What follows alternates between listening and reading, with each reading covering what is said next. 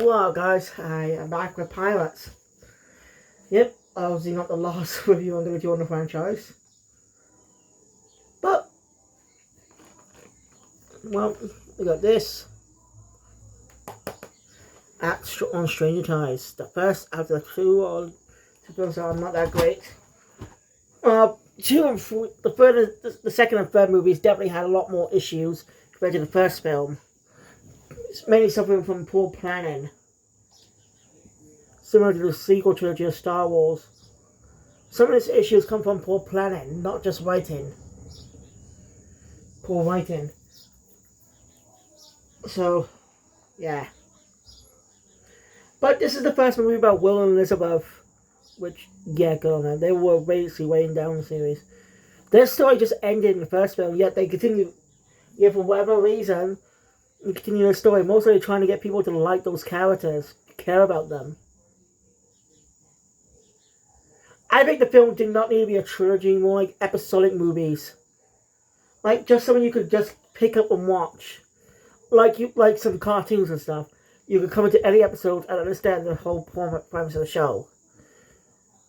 That's what I think they should have done. Not make it... Like, Indiana Jones in a way is episodic. The indie films are more episodic in a way. They're a trilogy, but they're episodic. Each adventure is standalone. Not any ties. I'm until Kingdom of the Crystal Skull when Marion returns. And I didn't hate Kingdom of the Crystal Skull. It wasn't as good as the trilogy, don't get me wrong. But I didn't hate it. Didn't love it, but it was. But I'm definitely going to be hating the fifth film where stupid decisions. They're just trying to erase the bad decisions made in the Kingdom of the Crystal Skull instead of just, trying to make those changes, actually add their own flavor to those changes. Trying to make those characters likable. Like I said, when it comes to media, sometimes if there's a character in a show that doesn't develop well at the start, sometimes under a different writer or creator, they can become fleshed out as a character. They become more well-rounded in personality and stuff. Sometimes for good, sometimes for bad.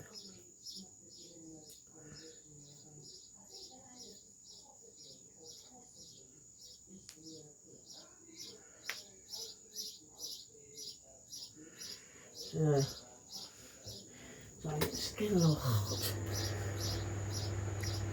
No, it's gonna be hot tomorrow. Alright. So anyway, I'm reviewing Pirates of the Caribbean on Stranger Tides, the fourth film in the franchise. And I got one more of these shitty films to do. I still can't get into the franchise. I just don't know why. I'm sorry you're fans of the series, I just can't get into it. I don't know why. I don't think it's an old... it's a pretty cool action film. I do like Jack Sparrow. He's a fun character. But I just can't get into the franchise for whatever reason. I like Indiana Jones. I enjoy the films. I went to lots of it. Like how the second film of the trilogy just felt more disconnected from the other films. Yeah, not in terms of story, more in terms of how it turns out. Like, Indy actually finishing off his villain of the movie. I mentioned that there, but Indy kept being responsible for that guy's death instead of having the guy die through selfish actions in pursuit of that power, whatever power it is for the movie. Like all the Germans died, but look at the Ark. Because they wanted to see it, wanted its power. And how even the fourth Indiana Jones film actually kept it back to the old one. When completely off the nuts with aliens.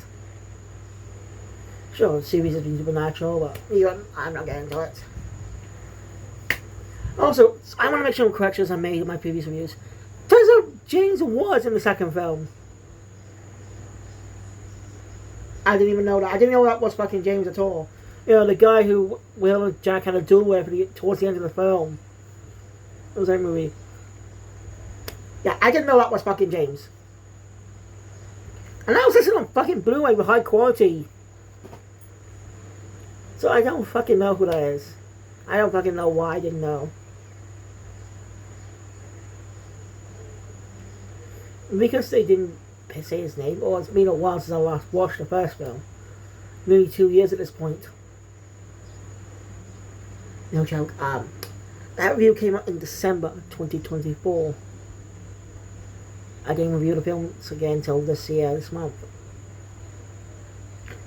Anyway, sadly, I've been trying to complete all the Lego games I got on Xbox, so I brought call up on time into the newer game. See how different it feels. I guess I won't be able to accomplish that. But I may do it when I purchase the Xbox version someday.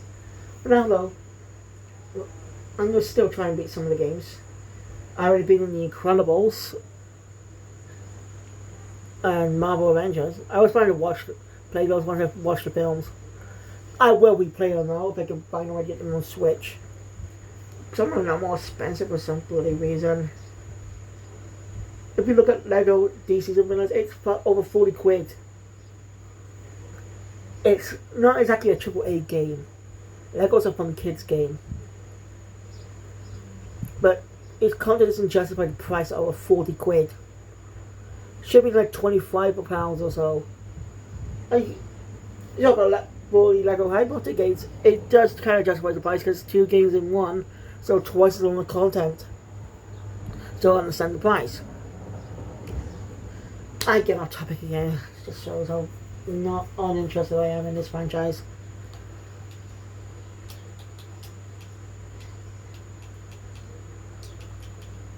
So, yeah.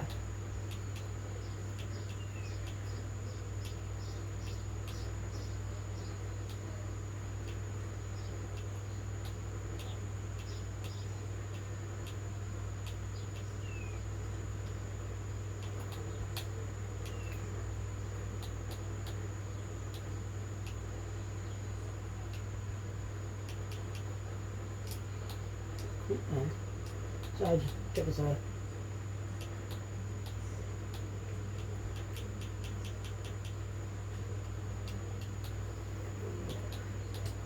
Anyway. So after that, anyway, let's get into the movie. So the film opens up undisclosed amount of time. It does follow up on the previous film, or what Jack was doing.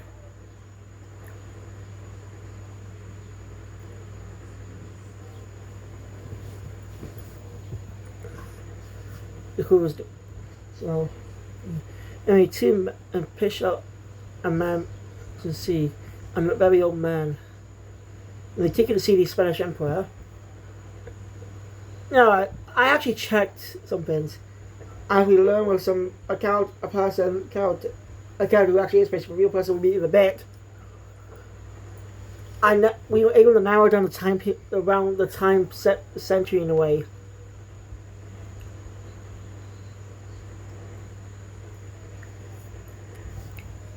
So, yeah.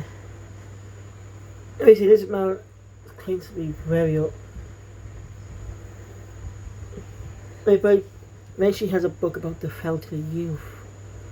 A man who was supposed to shouldn't exist, who should have died 200 years ago. So, yeah. Spanish really aren't that important to the film. No joke, they don't do much. They don't be a constant born the character size or anything. They're just there till the end, towards the end. They show up at the end. Wow.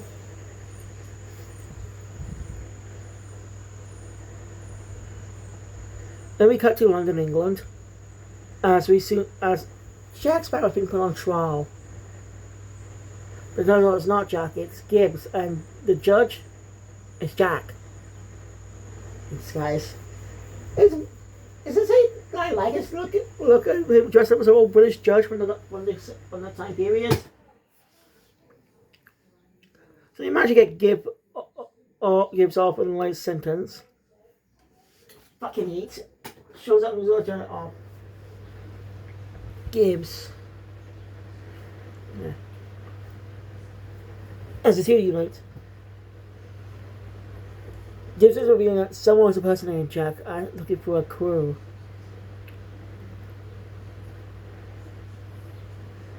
That gets Jack's attention. Also, as a matter of fountain of youth. Basically, St. Gibbs saying he gave up. There's one more. Again, Jack's still delighted in this film. And his interactions with Gibbs is fun. But yet the two get captured. Again. Go again, say this game capturing thing. Show Tony Spice has girls been captured every damn episode. That's not entertaining. It's repetitive. Sure, it worked early on because they're still relatively new being spies. But in later seasons, when they're more experienced, they still get captured. A lot. Yeah, well, I like the show. I'm sick of the capturing. It's repetitive. Sure, producer purposes of cinematography formula every episode, but it's still more entertaining because of the writing. Also, I found out at that point I was also a writer on SpongeBob.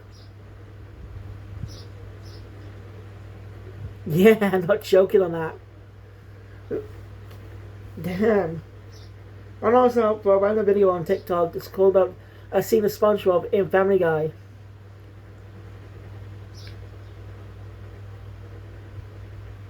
That's actually pretty cool.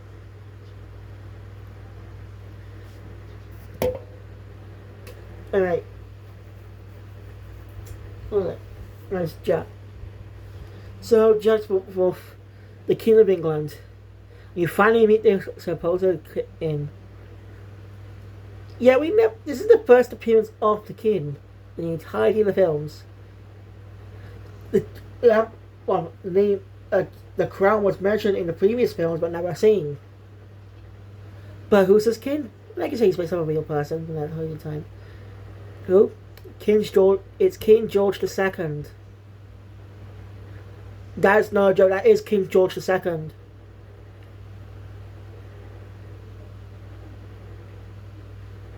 None of the time period to the some point in the 18th century. It is King George II. I confirmed it. Be sure to check but if it is him. I think the show is more of a caricature of stereotypical kings or men in power. Lazy fat slobs like power.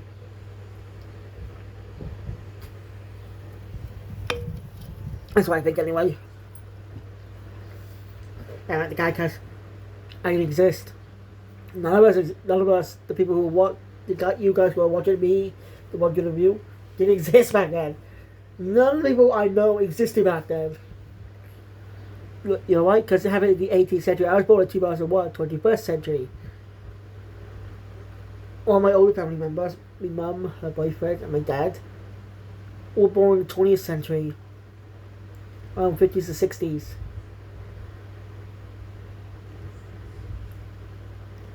Like, Pat's growing up with Doctor Who. You know, I could talk to him about a few Doctor Who stuff. Recently I saw a video about Mel. And I like the character, but I feel like her beginning was more of a hindrance. I just leave it a massive plot hole wide open. But I think I'll say that way. I actually cover that story, those stories. That's gonna be a long while for now. My God, that's gonna be a long while for now. Still got a lot of my start to the second start. I got a lot of stories to get through.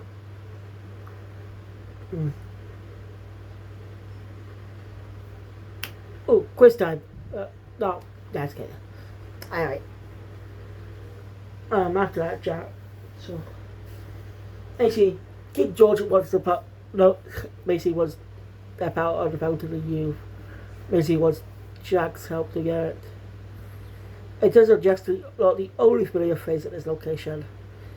Barbossa's here. Working for the crown. What? And you seem to lost a leg. What was the pearl? Gone. Jack is paid for that. Jack is his escape, of course. But it does end up leaving Gibbs behind. I normally would say, you think Gibbs was head check at this point? No. Jack does like Gibbs. Jack doesn't really abandon him, actually. Even though he's the type of guy to run away.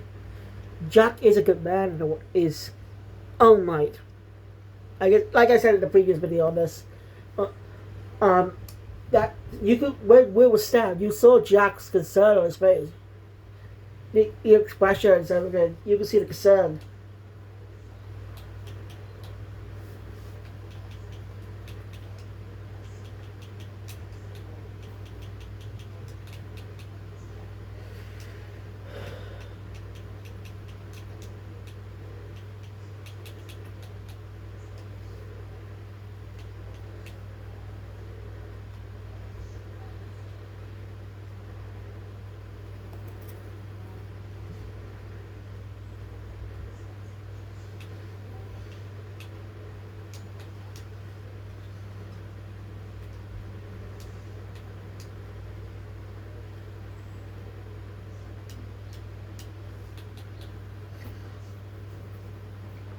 So, um,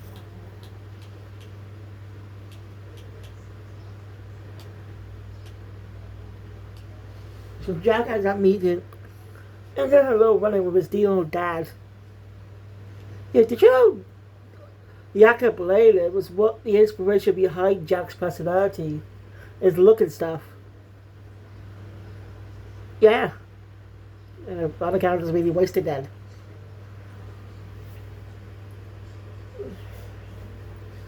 Basically, he tells Jack of two chalices, connection to the youth. Jack's dad just dips out, like, poof, disappears. Jack finds the impersonator and someone he knows, Angelica. They were together at one point. And her father is well-known pirate. But it's sure to deal with the British Guard, the Royal Guard, basically the Royal Navy or whatever. They get it, so he escaped. Because she's also looking for the Fountain of Youth. Jack's hit by a sleep dart behind and awakens the ship of her father, Blackbeard. Garrus gets a creative way out of being killed by diverting the map, saying he memorized all the information of the location. So basically, a way to keep him alive.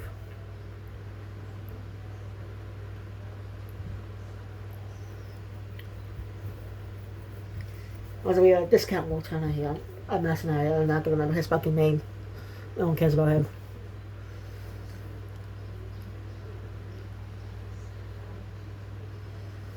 So yeah, Jack's actually started with a mutiny, but that builds when Blackbeard shows his face and shows his ship has some special powers. Yeah, for some reason his ship has some unique powers. There's a control for his cutlass. I don't think that's ever explained. Oh, so yeah, Jack's supposed to go along with this to get that, to find the Fountain of Youth.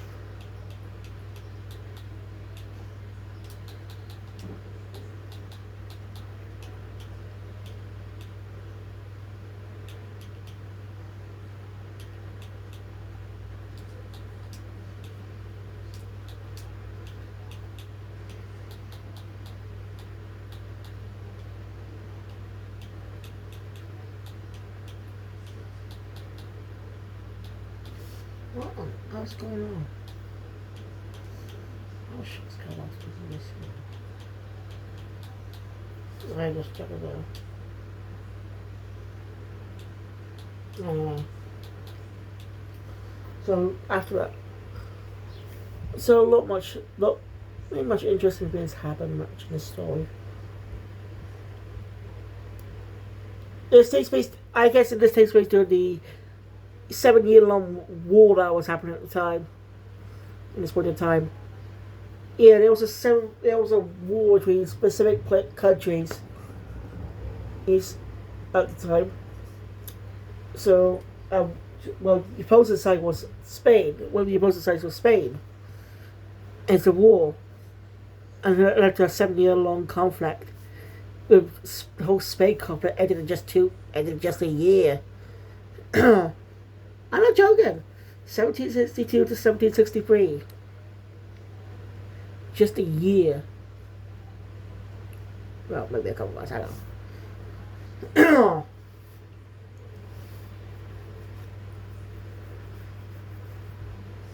I'm gonna make a pilot film with characters where we actually follow a century later in the 19th century. How was it? You just see if pirates exist in the 19th century. No? Jack has an descendant or something, or maybe focus on Jack's ancestor. Showing the origins of the Sparrow family in a way. If that's what it's called. Yeah. What's going on? The Blackbeard crew ended up capturing a mermaid. It's because he needed tears in the mermaid to beat the fountain. And also those cutlets. They had their location. So.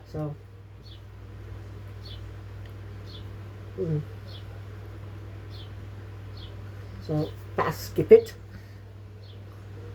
Some shit happens. I took on. So the discount walks on the mercenary, ends up falling up with a mermaid. Yeah. And the mermaid can actually take on a human form when they go on land. And they're killing mermaids. But here's the thing, sirens are the ones who lure men to their death. No joke. No. Anyway. Okay, so Jack goes to the ship and encounters Barbossa. And Jack ends up saying we'll help him out a bit. Though they do get captured when trying to stop it. We learned earlier that Barbossa has a poison cut. His cutlass is covered in poison. He reveals why he's working with King George. He wants to rage against Captain on Blackbeard. And he's responsible for what happened. The one who took the pearl, which was struck down before the mission. And one that carved his leg. And he's been after revenge ever since. So the crew is still alive. They just... I wonder if this excuse was made because... So they don't pay back the regular actors to appear.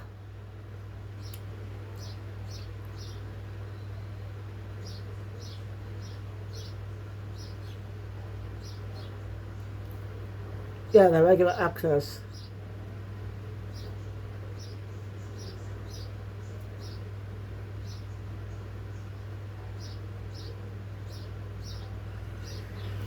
That's my guess. They didn't want to pay it. Budget concerns, they didn't want to bring back the extras from the previous films. Even though two of them actually had a lot more screen time. I just guess they didn't want to pay them or something. I don't fucking know. They did bring back the monkey. As Jack does say in the other film, he hates that monkey. Why don't you kill it? You don't like it. Ah, well. So, yeah, after that, Jack. Anyway, to break free and cause havoc, killing everyone.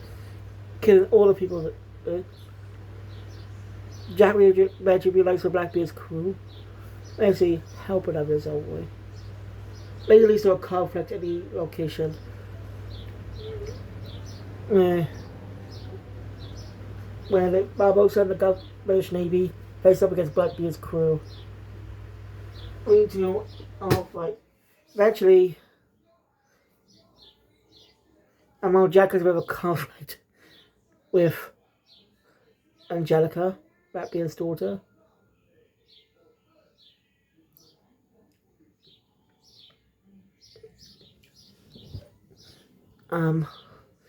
This guy Walter is gone, taken to who knows where, as we never see him again.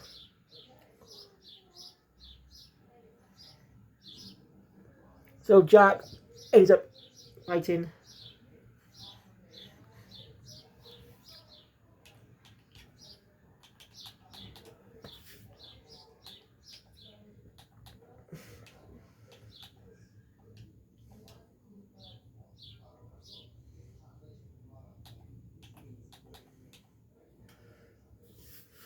So Jack Bell, so yeah. Eventually Barbossa stabs Blackbeard. With the poison cutlass.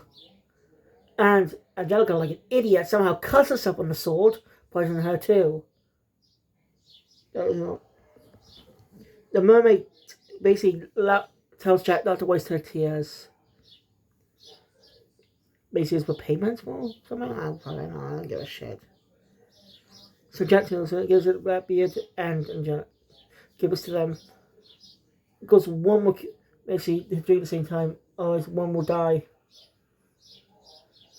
And while Blackbeard just betrays his daughter, and she's going to die for him, but Jack basically kind of gave him the wrong one. So he's the one who dies and says, well, Angelica's not mad at him, but her dad just won't let her die. Let's just stupid. So it's over. Combat's over.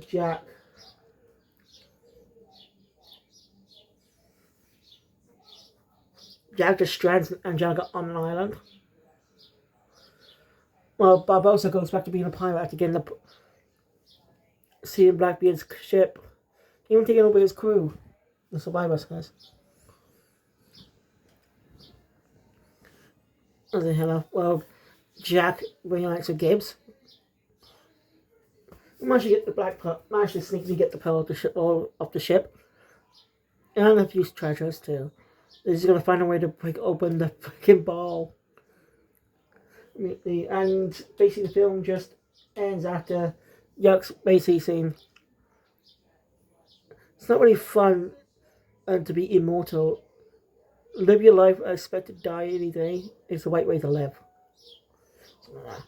So that's where the film ends, and that was the fourth film of the franchise. Ugh, and I only have one film left for you, but I'm gonna wait a while for that one. It's not like I fucking play the Lego game. So, if you guys watching, if you enjoy my content, please hit that button. Want to see more, subscribe to the channel, make sure you always come. I'll see you guys next time for more videos. I do not know when the next video is gonna be. So, they actually do those reviews at my dad's or something, or the Star Wars trilogy, the prequel trilogy up there. I don't know. I don't fucking know. We'll just have to see. Thank you. I'll see you guys next time. Cybermaster out.